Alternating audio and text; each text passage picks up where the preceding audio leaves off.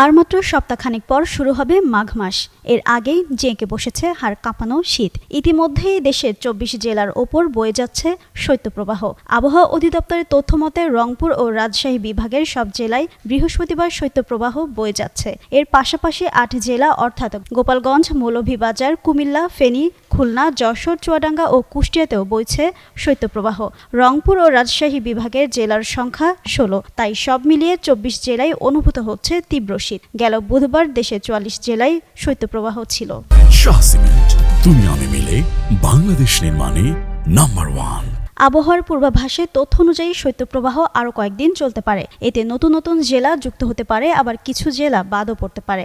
তবে শৈত্যপ্রবাহ দ্রুত যাচ্ছে না। এক সপ্তাহের বেশি সময় ধরে তা চলতে পারে। ৭ ডিগ্রি সেলসিয়াস। এদিকে আজ দেশের সর্বনিম্ন তাপমাত্রা রেকর্ড করা হয়েছে ৭ ডিগ্রি সেলসিয়াস।